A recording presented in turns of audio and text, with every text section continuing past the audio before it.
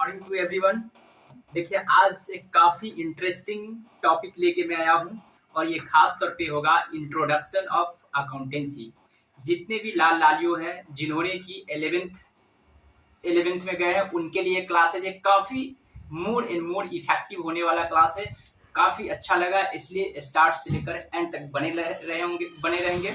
और जो भी न्यू स्टूडेंट है प्लीज़ वो आप लोग इस चैनल को सब्सक्राइब करेंगे ताकि मैं डे टू डे मैं आप लोगों के लिए वीडियो अपने YouTube के माध्यम से मैं लेके आता हूं और आप लोगों से हमेशा मैं मुलाकात करते रहता हूं। तो चलिए अब हम लोग एकदम जोश के साथ पढ़ते हैं कि अकाउंटेंसी है क्या।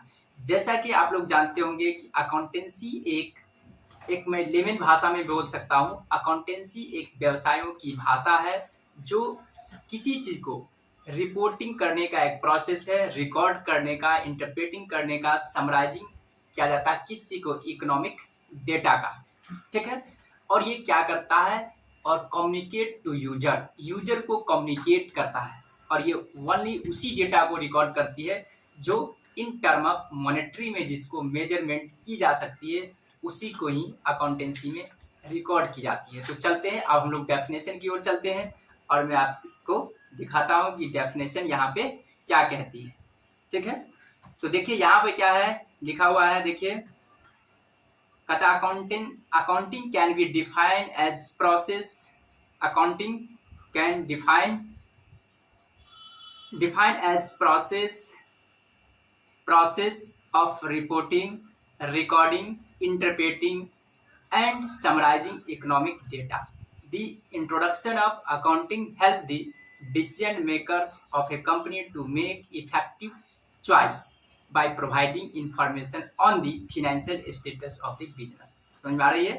फिर कहता है American institute of certified public accountant के अकॉर्डिंग जो डेफिनेशन दी गई है, कहता है define accounting is the art of recording, classifying and summarizing in a significant manner and in term of money, transactions and event which are in part at least of a financial character and interpreting the result thereof.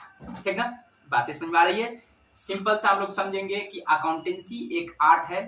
Accountancy is art of recording, classifying and summarising in significant manner in term of money, transaction and event which are in part at least, ठीक है, और financial character. साथ साथ उसको हम लोग क्या करते हैं, कम्युनिकेट टू द यूजर। यहाँ तक बातें समझ में आ गई। अब चलिए आगे मैं देखता हूँ यहाँ पे अब आ रही है आपके सामने क्या है, तो इकोनॉमिक इवेंट के बारे में हम लोग अब डिस्कस करते हैं कि इकोनॉमिक इवेंट क्या है।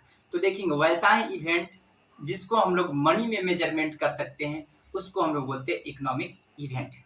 ठीक है, तो ये है। देखिए कहता है act is language of to understand accounting efficiently, it is important to understand the aspect of accounting. Accounting के कुछ एस्पेक्ट है, तो क्या समझे, इकोनॉमिक इवेंट। तो वैसा ही ट्रांजैक्शन को इसमें रिकॉर्ड की जाती है जिसको हम लोग मनी में मेजरमेंट कर सकते हैं या जो भी फिनेंशियल नेचर का हो। ठीक है, अब मैं आगे बढ़ रहा हूँ। फिर कहते हैं identification, measurement, recording and communication. मतलब ये कोई भी ट्रांजैक्शन को क्या करता है, सबसे पहले अकाउंटिंग आइडेंटिफाई करता है, उसके बाद मेजरमेंट करता है मतलब गणना करती है, और उस चीज को क्या करती है, रिकॉर्ड करती है, एंड कम्युनिकेशन, और क्या करती है, कम्युनिकेट करती है। कम्युनिकेट का मतलब अपने यूजर को बताती है कि ड्यूरिंग द ईयर में हमारे बिजनेस में इतना प्रॉफिट हुई और इतना लॉस हुआ। मतलब हमने जो मेहनत करी साल के लास्ट में हमारे व्यवसायों में इतना प्रॉफिट हुआ और इतना लॉस हुआ, उसी को बोला जाता है कम्युनिकेशन। तो देखिए यहाँ पर क्या कहता है definition, the accounting system should be outline in such a way that the right data is identified. पहले सबसे पहले राइट डेटा को आइडेंटिफाई करती है, उसके बाद क्या करते हैं, measured, recorded and communicate to the right individual and at the right time. एक सही समय पर एक सही व्यक्ति को क्या करती है, कम्युनिकेट करती है। मतलब ये कि जो भी इंटरेस्टिंग पार्टी होगा उसको ही क्या करती है, ये कम्युनिकेट करती है। मैं आगे बढ़ रहा हूँ। फिर कहता है organisation in refer to the size of activity and level of business operation. मतलब एक प्रकार एक साइज ऑफ एक्टिविटीज है जहाँ पे बिजनेस को ऑपरेट की जाती है। ठीक है, ऑर्गेनाइजेशन एक प्रकार के संगठन है। फिर आगे देखते हैं इंटरेस्टेड यूजर ऑफ इंफॉर्मेशन। ये जो होती है इंफॉर्मेशन एक इंटरेस्टेड यूजर को दी जाती है, जैसे कस्टमर हो गया, एम्प्लॉई हो गया, ओनर हो गया, इन सभी को बोला जाता है इंटरेस्टेड पार्टी या यूजर्स। फिर कहता फंडामेंटल्स ऑफ अकाउंटिंग। अकाउंटेंसी में कुछ फंडामेंटल है, तो देखेंगे फंडामेंटल में आपको क्या क्या आता है। तो देखेंगे अकाउंटिंग फंडामेंटल में आपको आता है कुछ चीज है, जैसे फंडामेंटल में आपको आएंगे एसेट्स आएंगे, लायबिलिटीज होंगे और ओनर्स इक्विटी। तो देखें एसेट्स को बोला गया है, एसेट्स एक इकोनॉमिक इवेंट है, ठीक है, या वैल्यू है जो क्या कहता है इन फ्यूचर में रेवेन्यू जनरेट करती है, which can generate revenue in future time. Asset संपत्ति एक वैसी चीज है जो कोई बिजनेस ऑर्गेनाइजेशन को एक रेवेन्यू जनरेट करती है, ठीक ना। यहाँ पे मैं पढ़ता हूँ, देखिए इसमें कहता है the economic value of an item which is possessed by the enterprise is referred to as assets. To put in other words, assets are those items that can be transformed into cash or that generate income for the enterprise. Shortly, it is useful in paying any expense of the business entity or debt. समझ में आ गई।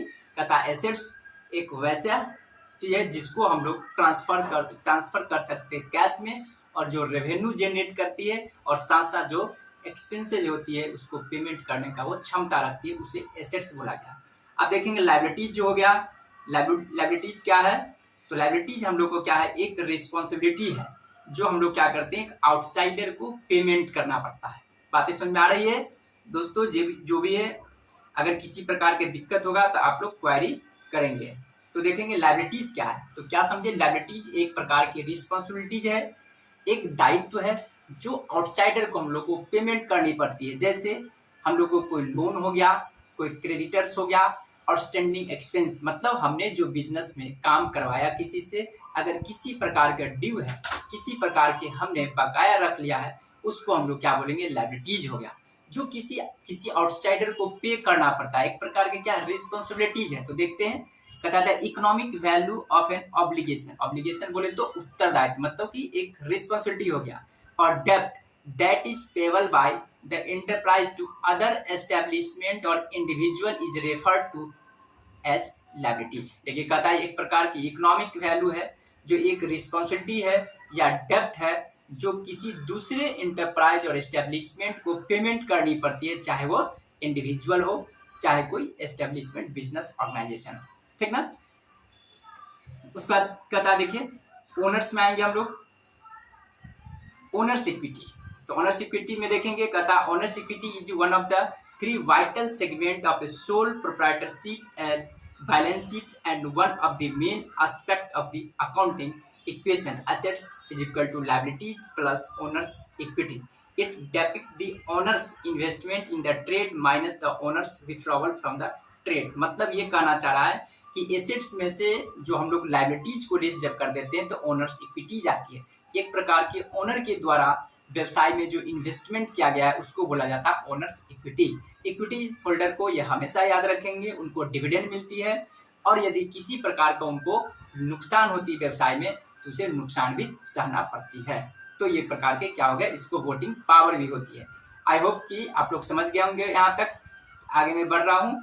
उसके बाद देखेंगे आगे क्या है, तो आपको दिया गया है ऑब्जेक्टिव ऑफ अकाउंटिंग। तो देखेंगे ये मोस्ट वीवीआई टॉपिक है, अक्सर एग्जाम में पूछे जाने वाला ये क्वेश्चन है जो पूछा जाता है। ऑब्जेक्टिव देखेंगे, एक अच्छे से स्टडीज करेंगे। ऑब्जेक्टिव ऑफ कहता है अकाउंटिंग, अकाउंटिंग का ऑब्जेक्टिव क्या है वो देखिए। अब हम लोग इस टॉपिक पे आए हैं, ऑब्जेक्टिव ऑफ अकाउंटिंग, ठीक है। देखेंगे जितने भी स्टूडेंट है प्लीज एकदम एक्टिव के साथ देखेंगे, ताकि किन्हीं को किसी प्रकार का इश्यू होगा तो आप लोग बताते चलेंगे। तो देखेंगे कहता main objective of accounting are, कहता to maintain systematic record of business transaction, ठीक है। क्या समझे, इसका मेन ऑब्जेक्टिव है बिजनेस ट्रांजेक्शन को सिस्टमेटिक वे से रिकॉर्ड करके रखती है, ठीक है। अब आगे पढ़िए, कहता accounting is used to maintain systematic record of all the financial transaction in books of account. कहता है अकाउंटिंग जो है एक सिस्टमेटिक वे से जितने भी फाइनेंशियल ट्रांजेक्शन है उसको बुक्स ऑफ अकाउंट में क्या करती है, मेंटेन करके रखती है। उसके बाद देखेंगे आगे कहता है for this all the transactions are recorded in chronological order in journal and then posted to the principal books ledger। देखेंगे ये भी बात समझेंगे। ऑब्जेक्टिव अकाउंटिंग में क्या करता है, ट्रांजेक्शन जो है जिसको रिकॉर्ड की जाती है क्रोनोलॉजिकल ऑर्डर के थ्रू। तो क्रोनोलॉजिकल ऑर्डर का मतलब समझेंगे, यहाँ पर देखेंगे कीवर्ड है, अक्सर जो कंपटीशन का प्रिपरेशन करने वाले होंगे उनको पूछ दिया जाता है, जो ऑब्जेक्टिव में खास तौर पे जो 12th का एग्जाम देने वाले हैं, मतलब 11th का एग्जामिनेशन। तो देखिए क्रोनोलॉजिकल ऑर्डर का मतलब ये होता है डे टू डे। क्रोनोलॉजिकल का मतलब जिस ट्रांजेक्शन को हम लोग डे टू डे जब हम लोग रिकॉर्ड करते हैं बुक्स ऑफ अकाउंट में उसको बोलते हैं क्रोनोलॉजिकल ऑर्डर। और डे टू डे किस बुक्स ऑफ अकाउंट में लिखी जाती है, तो जर्नल में लिखी जाती है। और उसके बाद कहता है then posted to the principal books ledger. Ledger को बोला जाता है principal books of account. I hope कि आप लोग यहाँ तक मेरी बातों को समझ गए होंगे। आगे फिर चलते हैं। उसके बाद देखेंगे क्या हो सकता है, तो ये भी हो सकती है कि अकाउंटेंसी का अनदर क्या ऑब्जेक्टिव हो सकता है, तो to a certain profit and loss. देखेंगे यहाँ पर लिख दिया मैंने, टू ए सर्टेन कहता है प्रॉफिट एंड लॉस।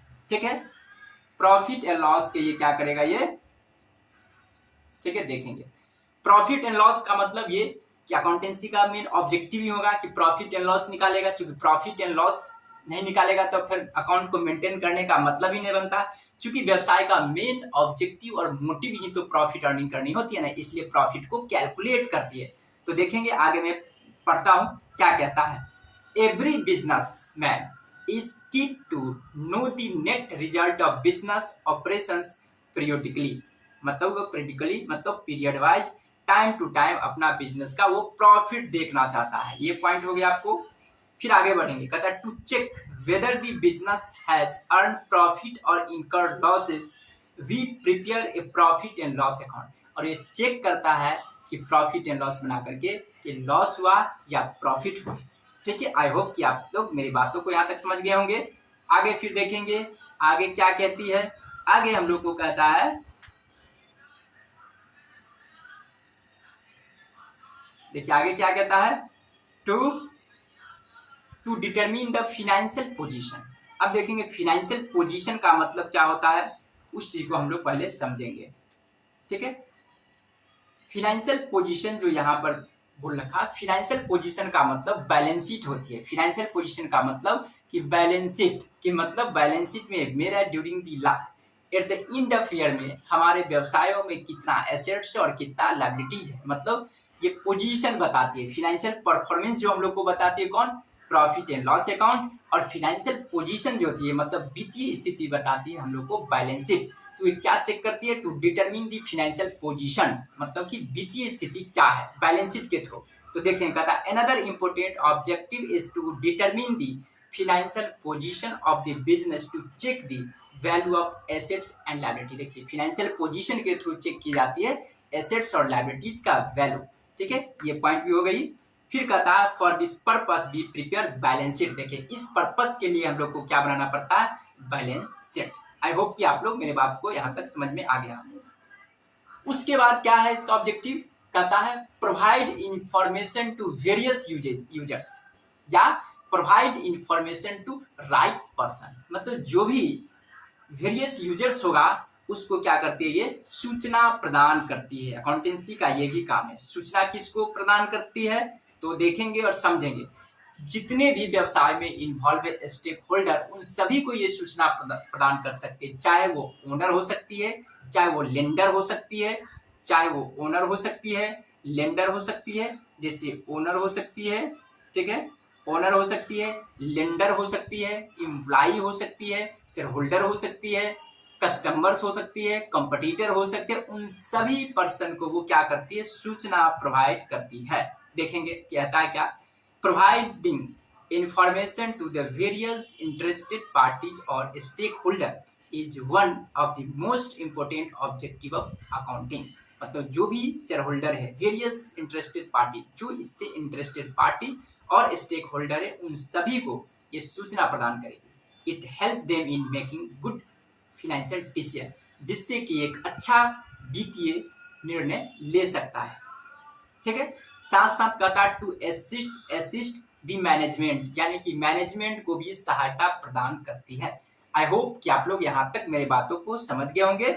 अब थोड़ा सा मैं डिटेल करता हूँ, इसका ऑब्जेक्टिव में मैं फिर से आता हूँ, इसका ऑब्जेक्टिव क्या था। क्या सबसे पहले हम लोग क्या पढ़े थे ऑब्जेक्टिव में इसका, ठीक है।